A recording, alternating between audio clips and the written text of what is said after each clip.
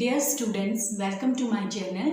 आज हम definite integration के कुछ बहुत ही इम्पॉर्टेंट क्वेश्चंस यहाँ पर को सीख रहे हैं, जिसमें से मुझे लगता है कि एक क्वेश्चन एग्जाम में आने की आपकी 95% प्रोबेबिलिटी है।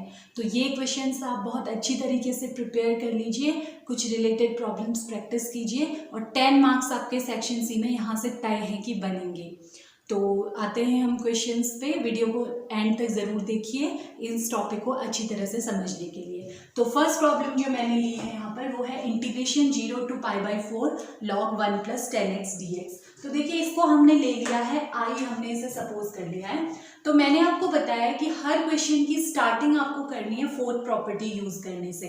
अगर उससे आपका काम नहीं बन पा रहा है तो हम फिर नेक्स्ट कुछ सोचेंगे। तो देखिए फोर्थ प्रॉपर्टी जब हम यूज करेंगे तो मैंने आपको बताया है कि फोर्थ प्रॉपर्टी है हमारी integration 0 to a f(x) dx equal to integration 0 to a f(a - x) dx।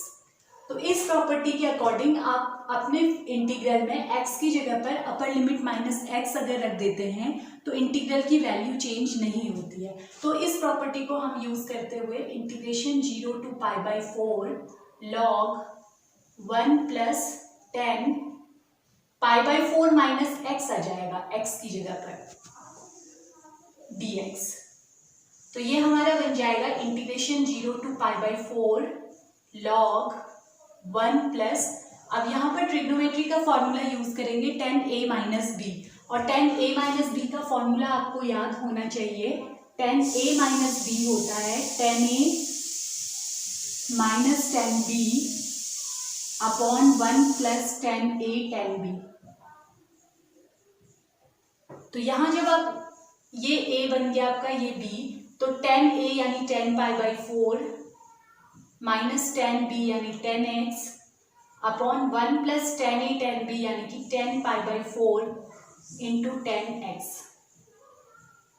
dx। तब हमारा ये बनेगा इंटीग्रेशन 0 to π/4 log 1 + 10 π/4 की वैल्यू कितनी होती है 1 माइनस 10x अपॉन 1 प्लस इस 10 π/4 की जगह पर भी आप 1 पुट करेंगे तो ये हो जाएगा आपका 1 इंटू 10x। तो यहाँ जब हम एलसीएम लेंगे तो 0 to π/4 log एलसीएम हमने लिया 1 + 10x, तो ये इससे मल्टीप्लाई होगा 1 + 10x प्लस ये ऐसे ही आ जाएगा 1 - 10x dx। तो एक 10x से तो ये आ जाएगा हमारा I = integration 0 to π/4 log m यानी कि 2 माइनस log n यानी कि 1 + 10x dx। तो आपका ये बनेगा इंटीग्रेशन, हम इंटीग्रल अलग अलग कर सकते हैं 0 to π/4 log 2 dx minus 0 to π/4 log 1 + 10x dx। तो देखिए यहाँ पर log 2 कांस्टेंट है, बाहर आ जाएगा, यहाँ बच जाएगा 0 to π/4 1 dx माइनस ये आप देखेंगे वापस आपका बन गया जो गिवन था इक्वेशन 1, अगर आप इसे कह देते तो वापस i बन गया है -i = तो ये i इधर ट्रांसफर हो जाएगा 2i = log 2 1 का इंटीग्रेशन x, लिमिट्स आ गई 0 to π/4, तो ये आ जाएगा 2i = log 2, यहाँ लिमिट आप रखेंगे तो π/4 - 0, तो 2i आया log 2 इंटू π/4, या 2 इधर ट्रांसफर हो जाएगा तो log 2 इंटू π/8, या हम इसे लिख सकते हैं i = π/8 log 2, और ये हमारा आंसर है। तो 10 मार्क्स के लिए ये क्वेश्चन काफी इंपॉर्टेंट है। तो नेक्स्ट क्वेश्चन है हमारा integration 0 to π/2 log 10x dx। तो ये कंपेरेटिवली आसान क्वेश्चन है, 6 मार्क्स में ये आ सकता है। तो देखिए हम करेंगे सबसे पहले वही, इसे हम सपोज कर लेंगे कि i है। इसके बाद सेकंड स्टेप में हम क्या करेंगे, फोर्थ प्रॉपर्टी यूज करेंगे।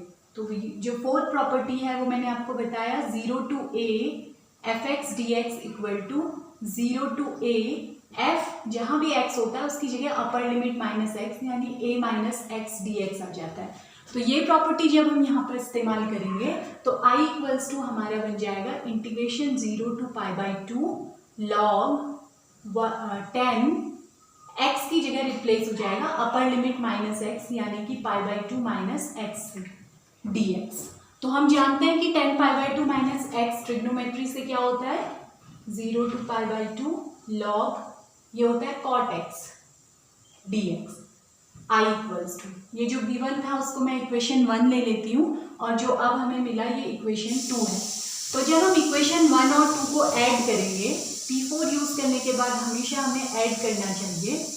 तो ऐड करने से i प्लस आई हो जाएगा 2i equals to integration 0 to π/2 यहाँ था log 10x dx प्लस ये है हमारा 0 to π/2 log cot x dx। तो दोनों इंटीग्रल्स में आप देख रहे हैं लिमिट सेम है। जब भी इंटीग्रल्स की लिमिट सेम हो तो हम अंदर के दोनों फंक्शंस एक ही इंटीग्रल के अंदर लिख सकते हैं। तो मैं दोनों को एक साथ लिख देती हूँ log 10x plus log cot x dx। अब यहाँ पर log की प्रॉपर्टी यूज होगी।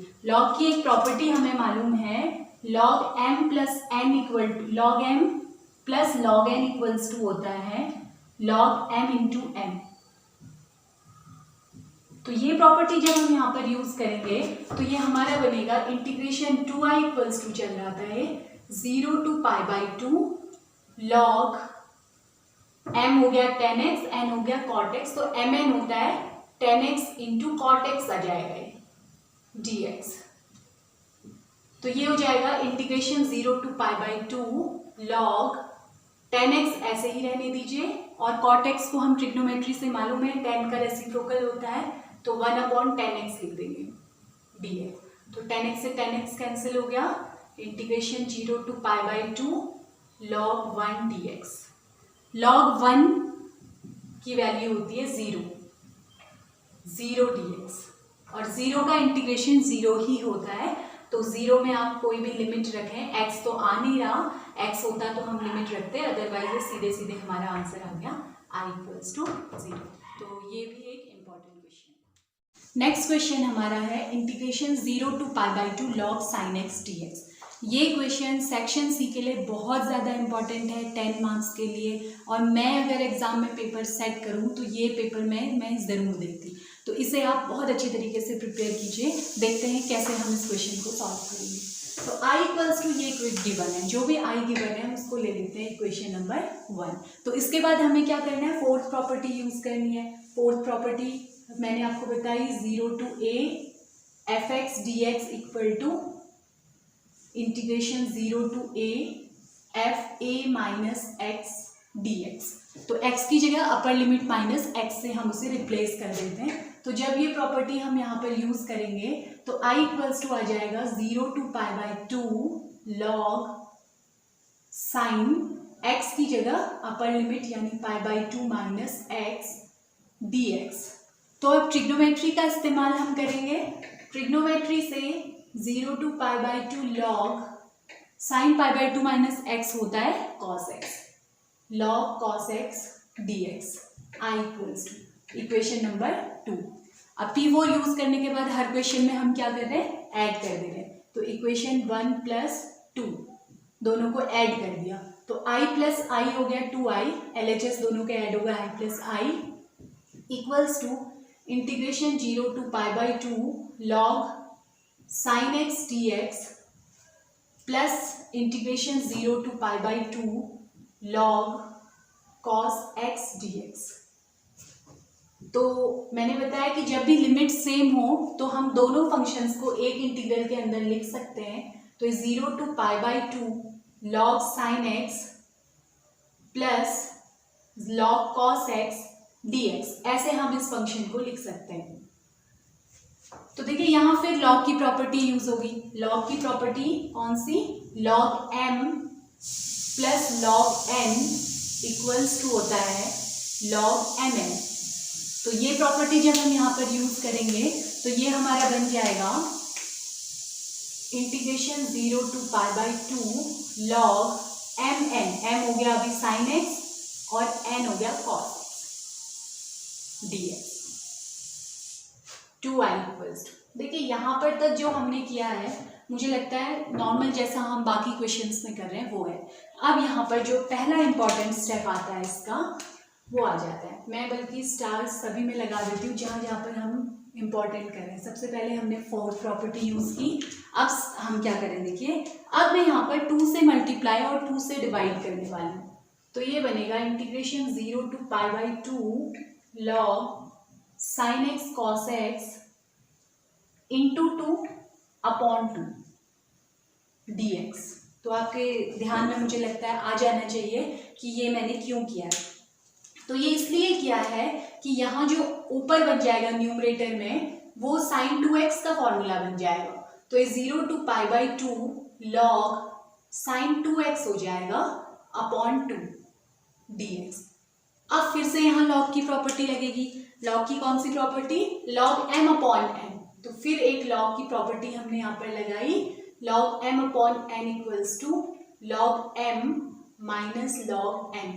तो इस प्रॉपर्टी का यूज यहाँ पर हम करें तो ये बन जाएगा integration 0 to pi by 2 log m यानी कि log sin 2x minus log n यानी कि log 2 dx। तो ये हो जाएगा integration 0 to pi by 2 log sin 2x dx minus अलग कर देती हूँ integral 0 to pi by 2 log 2 dx। अब देखिए क्या कर रही हूँ, इसका तो इंटीग्रेशन सीधे हो जाएगा। log 2 कांस्टेंट है, बाहर आएगा और 1 का इंटीग्रेशन x आ जाएगा। ठीक है, इसमें हमें से थोड़ा सा और काम करना है। चलिए पहले सेकेंड वाले इंटीग्रल को सॉल्व कर लेते हैं। log sin 2x dx minus ये log 2 बाहर आएगा, अंदर बच जाएगा 1 integration 0 to pi by 2 1 dx। तब ये हो जाएगा 0 to pi by 2 log sin 2x dx minus log 2। अब 1 की जगह मैं लिमिट रखूंगी, 1 का इंटीग्रेशन करूंगी x, लिमिट आ जाएगी 0 to पाई बाई 2। तब ये बनेगा integration 0 to pi by 2 log sin 2x dx minus ये log 2 ऐसे ही रहने दीजिए, यहाँ लिमिट रखेंगे तो x की जगह पाई बाई 2 माइनस 0 तो वो पाई बाई 2 आ जाएगा। मैं शुरू में लिख देती हूँ पाई बाई 2 2i इक्वल्स टू चल रहा है। ठीक है, तो अब इस वाले पर आ जाते हैं। देखिए i से कुछ कुछ मिलता जुलता तो है, 0 to pi by 2 log sin x आ रहा है, यहाँ sin 2x आ रहा है। हम जानते हैं कि अगर x की जगह पर सीधे t होता तब तो हम फर्स्ट प्रॉपर्टी यूज करके इसकी जगह पर i लिख देते, लेकिन यहाँ पर t ना होके 2x है। तो इस 2x को हटाने के लिए मैं सपोज कर लेती हूँ 2x इक्वल टू टी। तो 2x को t लेंगे, दोनों साइड डिफ्रेंसिएशन करेंगे, 2dx इक्वल टू dt आएगा या dx equal to dt upon 2 आएगा। अब मैंने आपको बताया कि जब भी हम t सब्सटीट्यूशन करते तो लिमिट चेंज करना बहुत ज़रूरी है। लिमिट चेंज करना अगर आप भूल गए तो गलत हो जाएगा। तो लिमिट चेंज करने के लिए इफ़ x इक्वल टू 0 तो इसका मतलब t इक्वल्स टू आ जाएगा 2 इंटू 0 यानी कि 0, और अगर x equal to pi by 2 तो t इक्वल्स टू आ जाएगा 2 इंटू पाई बाई 2 यानी कि पाई। तो अब ये लिमिट्स में यहाँ सब्सटीट्यूट कर देती हूँ। ठीक है, तो इसको थोड़ा सा रब कर देते हैं ऊपर वाला पार्ट।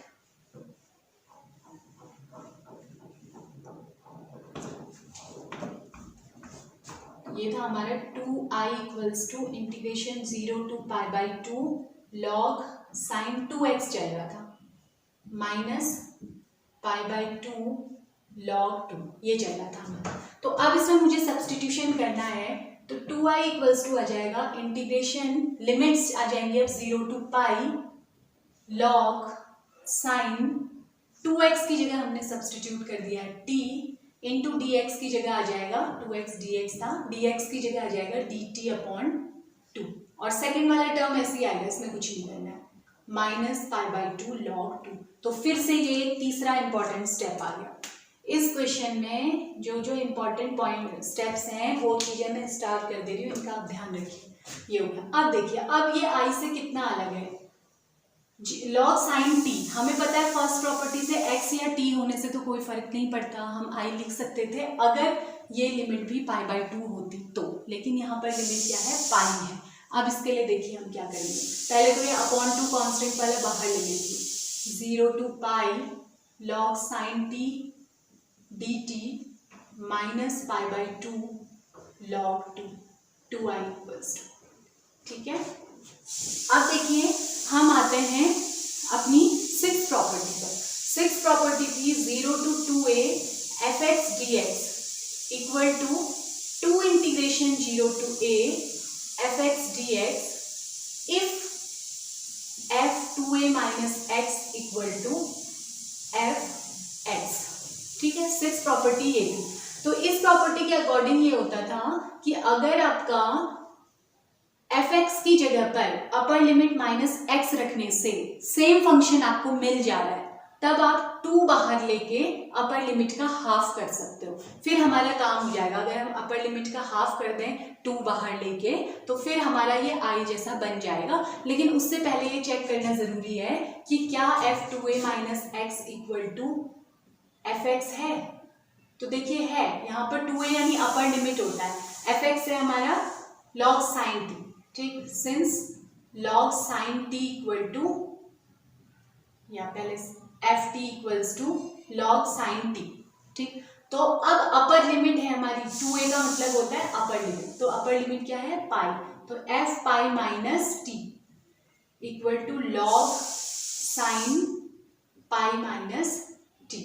तो आप जानते हैं कि फर्स्ट क्वाड्रेंट में साइन, सेकंड क्वाड्रेंट में आ रहा है साइन पाई माइनस टी, इसकी वैल्यू साइन टी ही होती है ट्रिग्नोमेट्री से।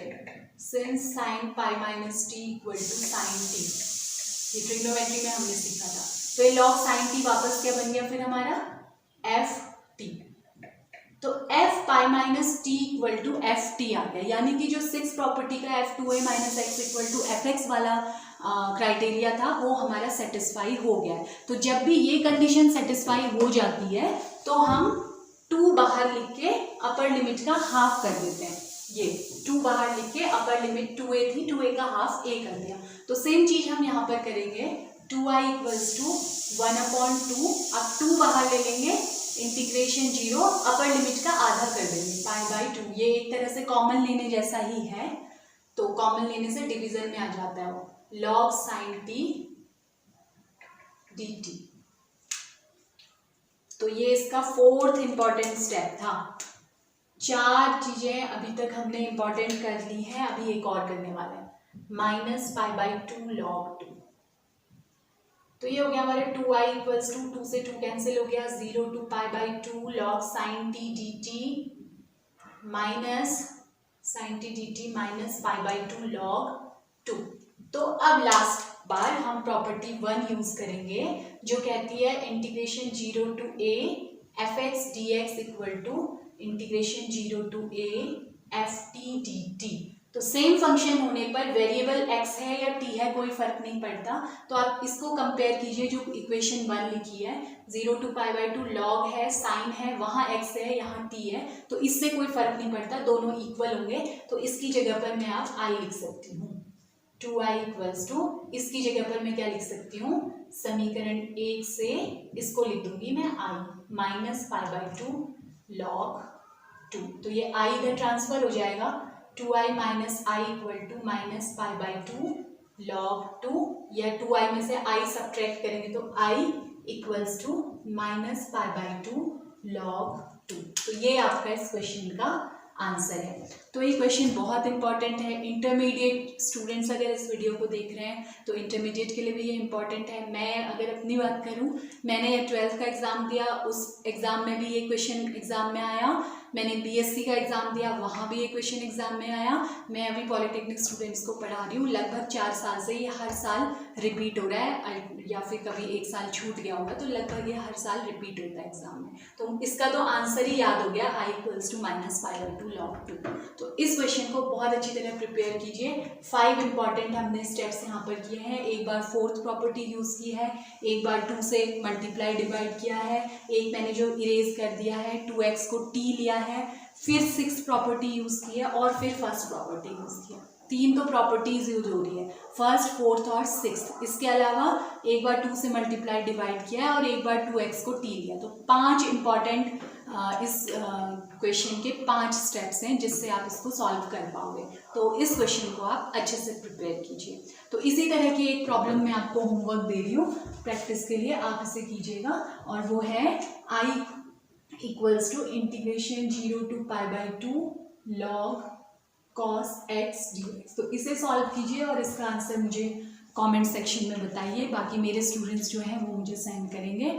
तो आज का वीडियो बहुत इंपॉर्टेंट था, उम्मीद है आपको समझ आया होगा। कोई डाउट है तो आप मुझसे क्लियर कर सकते हैं।